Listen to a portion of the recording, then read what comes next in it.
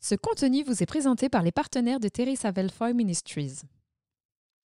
Maintenant, je n'aurais jamais imaginé quel changement monumental cela produirait dans ma vie et me permettrait finalement de vivre mes rêves les plus fous.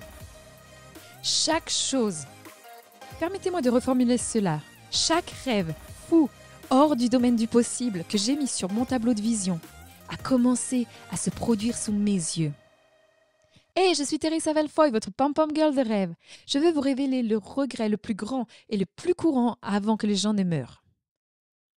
Maintenant, ceci est basé sur une documentation réelle d'une infirmière de longue date en EHPAD qui s'est occupée de patients âgés au cours des 3 à 12 dernières semaines de leur vie. Je vais vous montrer comment vous pouvez éviter cela maintenant. C'est ainsi que Bronnie, l'infirmière en EHPAD, a commencé à remarquer un thème commun de grands remords parmi les précieuses personnes en fin de vie. Elle a dit qu'il n'était pas question de souhaiter plus d'abonnés sur Facebook, de travailler plus longtemps au bureau ou même de gagner 1 million d'euros. Elle a dit tout le contraire. En fait, Bronnie passait la plupart de son temps en silence, assise au chevet de ses patients âgés, et elle commençait juste à noter dans un carnet leurs conversations intimes qu'ils partageaient. Elle a dit qu'elle s'est rendue compte avec chacun de ses patients que son rôle d'accompagnante était plus qu'être là, mais de les écouter vraiment.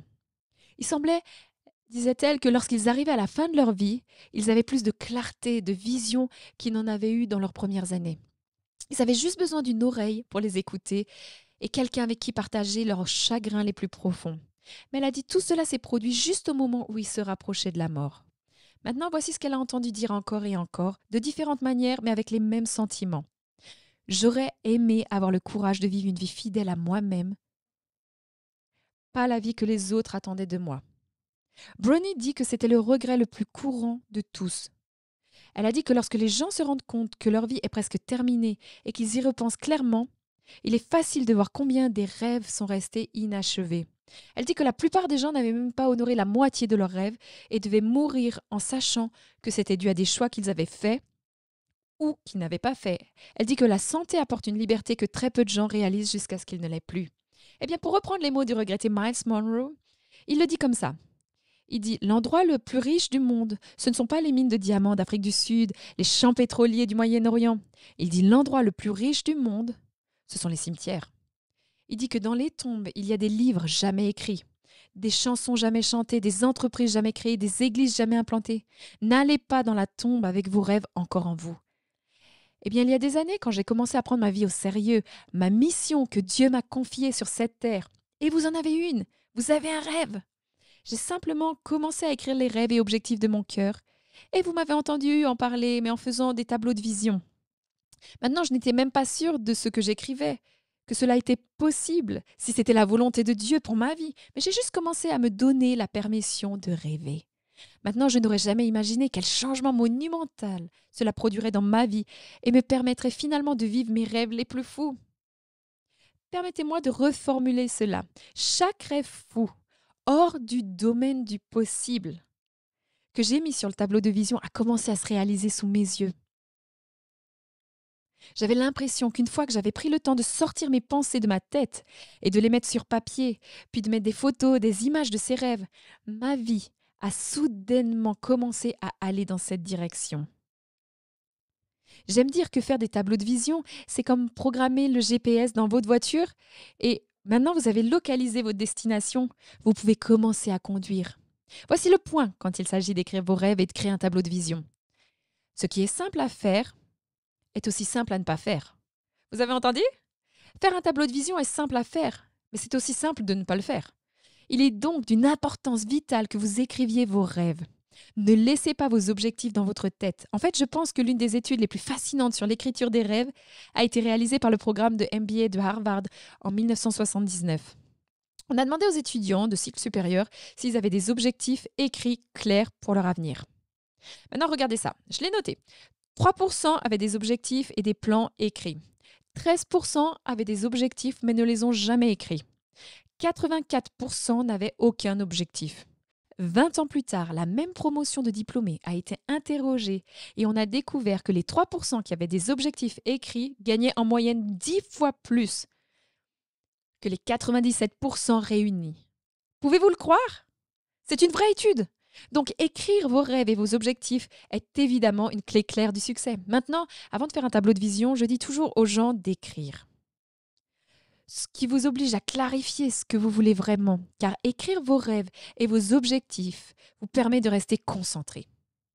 En fait, dans la Bible, Philippiens 3,15 le dit comme ça. Restons donc concentrés sur cet objectif.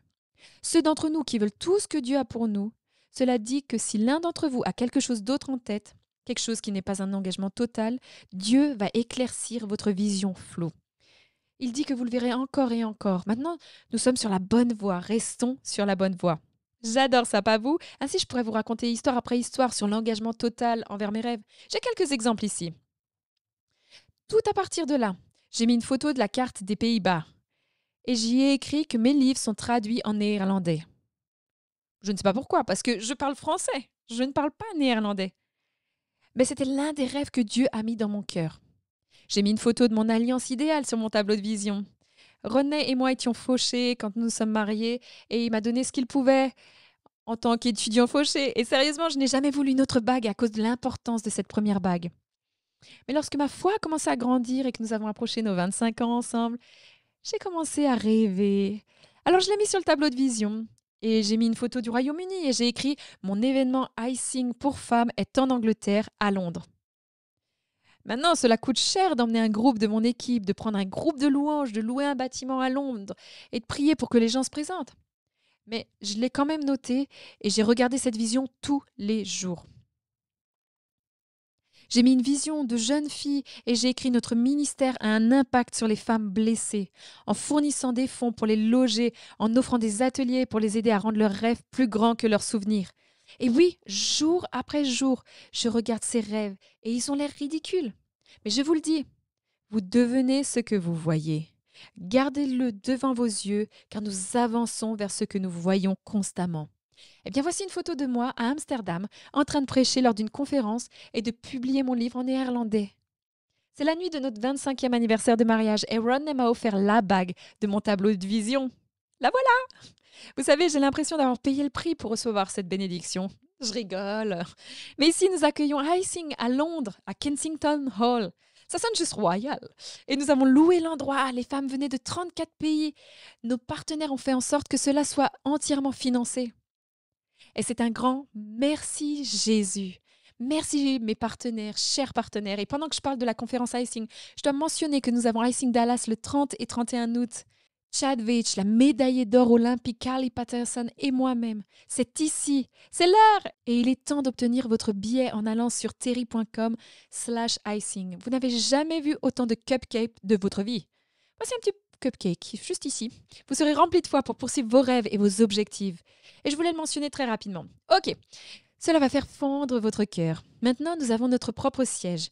Nous avons des ateliers de vision pour les foyers des filles qui ont récemment été sauvées du trafic humain, qui viennent entendre à quel point elles sont précieuses pour Dieu et combien il est important de rêver à nouveau. Alors, qu'est-ce que je dis aujourd'hui?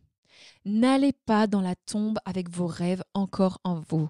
Je veux vous aider à éviter cela dès maintenant. J'ai donc décidé de relancer le cours de tableau de vision en ligne cette semaine pour seulement 8 €. L'ensemble de la formation en ligne vous explique comment commencer, comment fixer des objectifs de la bonne manière, où placer votre tableau de vision, qui devrait le voir ou ne pas le voir. Tout ce dont vous avez besoin du début à la fin dans le cours, ainsi que le livre électronique « Rêvez-le, affichez-le, vivez-le ». Comment faire en sorte que les tableaux de vision fonctionnent pour vous? Tout cela pour seulement 8 €. Il suffit de cliquer sur le lien dans la description et vous pouvez obtenir l'intégralité du cours de tableau de vision en ligne pour seulement 8 €. Vous savez, le chiffre 8 signifie nouveau départ. Alors je veux que vous sachiez, je vous encourage à poursuivre votre nouveau départ et à vivre vos rêves.